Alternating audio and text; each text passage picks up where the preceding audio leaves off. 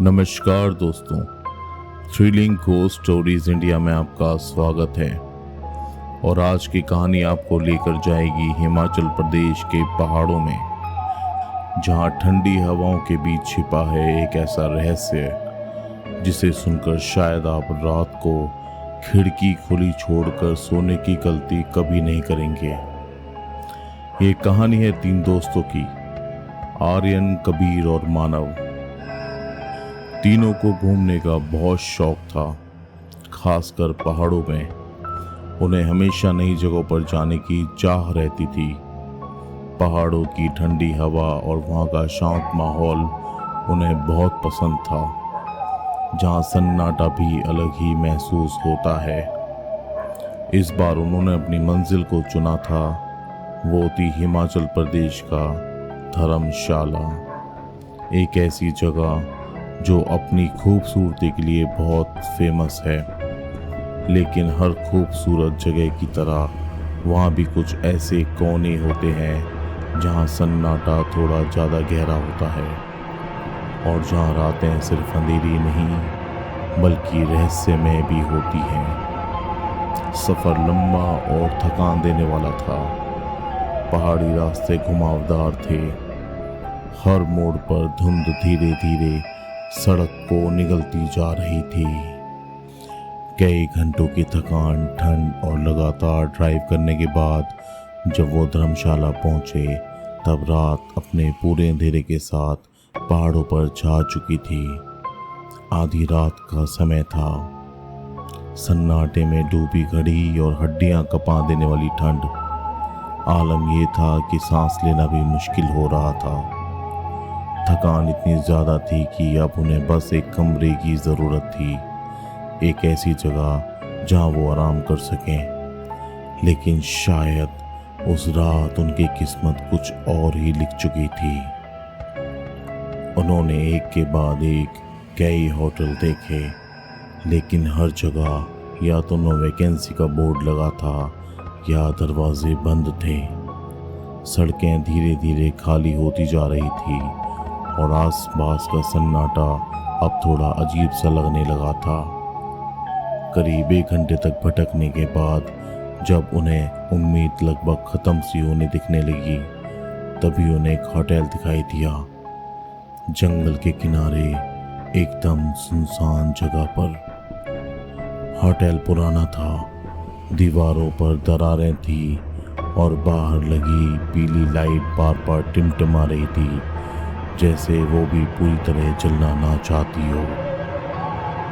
कबीर ने धीरे से कहा, यार ये कुछ जगह मुझे ठीक नहीं लग रही है। लेकिन ठंड, थकान और मजबूरी ने उन्हें डर को दबा दिया और उन्होंने वहीं रुकने का फैसला कर लिया।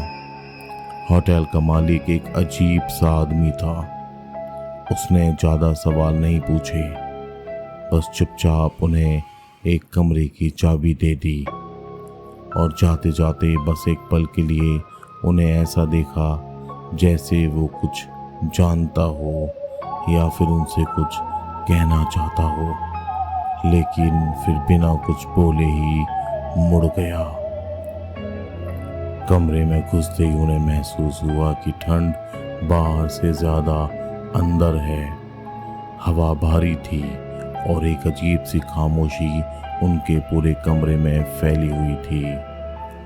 कुछ देर बाद भूख ने उन्हें फिर से बाहर निकलने पर मजबूर कर दिया। रात और ठंडी हो चुकी थी और रास्ता अब और भी ज़्यादा सुनसान लग रहा था। करीब 20-25 मिनट पैदल चलने के बाद उन्हें एक छोटा सा ढाबा दिखाई दिया, जहां बस 2 आदमी आग के पास बैठे हुए थे। उन्हें वहां बैठकर चाय मंगवाई और कैजुअली उस जगह के बारे में पूछने लगे। तभी उनमें से एक आदमी ने उन्हें ध्यान से देखा और धीमी आवाज में कहा, तुम लोग यहाँ नए हो क्या, है ना? हाँ, आर्यन ने जवाब दिया। दूसरा आदमी थोड़ा आगे झुका और उसकी आंखों में एक अजीब सी गंभीरता थी। तो मेरी बात ध्यान से सुनो, रात को बाहर मत निकलना। कबीर ने हल्का सा हंसते हुए कहा, क्यों, कोई भूत प्रेत है क्या? उस आदमी के चेहरे पर मुस्कान नहीं आई, बल्कि उसकी आंखें और ठंडी हो गई थी। इतनी देर में वो दूसरा आदमी बोला, यहाँ सब कुछ सिर्फ दिखता नहीं है, कुछ चीजें महसूस होती हैं और कुछ सिर्फ उन्हीं को दिखाई देती हैं जिन्हें वो दिखाना चाहती है। अब तीनों दोस्तों के चेहरे पर हल्की सी बेचैनी साफ नजर आने लगी थी। जाओ, और जो भी हो रात को कमरे से बाहर मत निकलना। वो वापस होटल लौट आए, दरवाज़ा बंद किया और थकान के कारण कुछ ही मिनटों में सो गए। लेकिन एक गलती जो उनसे हो चुकी थी, कमरे की वह खिड़की को खुला छोड़ चुके थे। करीब रात के 3 बजे अचानक एक जोरदार चीख ने सन्नाटे को चीर दिया। बचाओ बचाओ, मुझे वो लेने आई है। आर्यन और कबीर एकदम से उठ बैठे। उन्होंने देखा कि मानव बिस्तर पर बैठा हुआ था। उसका पूरा शरीर कांप रहा था, चेहरे पर पसीना था और आंखें खिड़की की तरफ जमी हुई थी। क्या हुआ? आर्यन ने उसे पकड़ते हुए पूछा।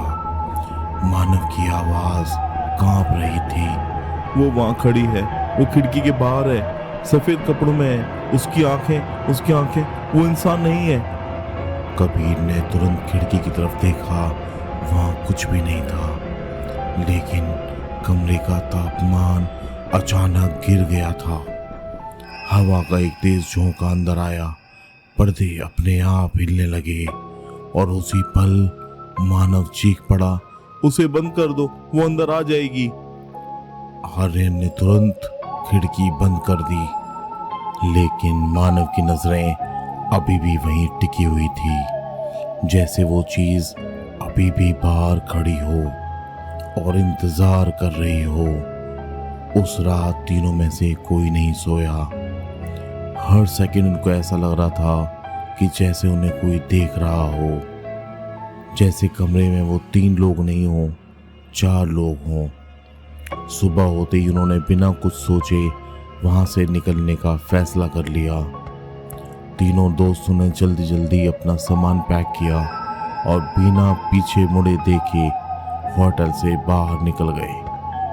होटल मालिक वहीं खड़ा था, वो उन्हें जाते हुए देख रहा था, लेकिन इस बार उसके चेहरे पर हल्की सी मुस्कान थी, एक ऐसी मुस्कान जो सामान्य नहीं थी, जैसे वो पहले से जानता हो कि रात में क्या हुआ है। गाड़ी में बैठते ही किसी ने कुछ नहीं कहा। सड़कें खाली थी और पहाड़ों के बीच से गुजरती ठंडी हवा अभी भी वैसी ही थी, लेकिन अब तीनों के अंदर सब कुछ बदल चुका था। करीब 15 से 20 मिनट बाद मानव ने धीरे से कहा, तुम लोगों को पता है, वो सिर्फ खड़ी नहीं थी। आर्यन ने स्टीयरिंग कसकर पकड़ लिया। क्या मतलब? मानव की आवाज धीमी होती जा रही थी। वो मुस्कुरा रही थी। कबीर ने तुरंत पीछे मुड़कर देखा। क्या? मानव ने खिड़की के बाहर देखते हुए कहा। और तुम लोग जो सो रहे थे, वो धीरे धीरे खिड़की के पास आई, उसने कांच पर हाथ रखा और उसने मेरा नाम लिया। गाड़ी के अंदर अचानक सन्नाटा छा गया। अब सिर्फ इंजन की आवाज सुनाई दे रही थी। तुमने हमें क्यों नहीं बताया? तुमने हमें पहले क्यों नहीं बताया? आर्यन ने घबरा कर पूछा। मानव ने धीरे से जवाब दिया, क्योंकि मुझे लगा वो चली गई है। उसी वक्त कबीर ने रियर व्यू मिरर में देखा और उसका चेहरा एकदम पीला पड़ गया। आर्यन गाड़ी रोको, आर्यन गाड़ी रोको। क्या हुआ? क्या हुआ? पीछे देखो। आर्यन ने पीछे मिरर में देखा और उसी पल उसका दिल जैसे कि 1 सेकंड के लिए रुक गया हो। गाड़ी की पिछली सीट पर, जहां अभी तक कोई नहीं था, वहां एक हल्की सी परछाई दिखाई दे रही थी। सफेद, धुंधली, मगर स्थिर। आर्यन ने तुरंत ब्रेक मारे। गाड़ी एक झटके के साथ रुक गई। तीनों ने पुष्टि मुड़कर देखा और वहां कुछ भी नहीं था। तुमने भी देखा था ना? कबीर ने हकलाते हुए पूछा। आर्यन ने धीरे से सर हिला दिया। मानव एकदम चुप था। वो पहले से ही शौक में था। वो अभी भी खिड़की के बाहर देख रहा था। और फिर उसने धीरे से कहा, वो अभी भी हमारे साथ है। ठंडी हवा का एक झोंका गाड़ी के अंदर आया। हालांकि सारी खिड़कियां बंद थी और उसी पल गाड़ी के अंदर किसी के धीरे धीरे सांस लेने की आवाज सुनाई देने लगी। लेकिन वो तीनों में से किसी की भी नहीं थी। आर्यन ने तुरंत गाड़ी स्टार्ट की और बिना पीछे देखे तेजी से आगे बढ़ता गया। लेकिन उस दिन के बाद तीनों की जिंदगी कभी पहले जैसी नहीं रही। मानव अक्सर रात को उठकर खिड़की के पास खड़ा हो जाता और बिना पलक झपकाए बाहर देखता रहता, जैसे वो किसी का इंतजार कर रहा हो। कबीर ने इस बार उससे पूछा, तू क्या देखता रहता है?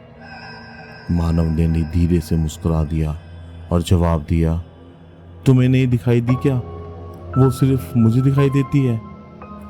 और आर्यन उस रात के बाद कभी पहाड़ों की तरफ नहीं गया। लेकिन कहानी यहीं ख़त्म नहीं होती। कुछ महीनों बाद जब आर्यन ने अपने फ़ोन की पुरानी तस्वीरें देखी जो उन्होंने उस होटल में ली थी, तो एक फ़ोटो में खिड़की के बाहर उसे एक चेहरा दिखाई दिया, सफ़ेद, धुंधला और सीधे कैमरे की तरफ देखते हुए। और उससे डरावनी बात तो ये थी कि वो चेहरा मानव के ठीक पीछे खड़ा हुआ था, जैसे वो उस रात सिर्फ खिड़की के बाहर नहीं थी, वो पहले ही अंदर आ चुकी थी। तो दोस्तों, कैसी लगी आपको ये कहानी? मैं आशा करता हूँ कि आपको ये कहानी बहुत ही अच्छी लगी होगी और ये वीडियो भी बहुत पसंद आई होगी। तो मैं आपसे रिक्वेस्ट करता हूँ कि इस वीडियो को लाइक करें, शेयर करें और ऐसी डरावनी कहानियों को सुनने के लिए चैनल को सब्सक्राइब करना ना भूलें। Thank you so much.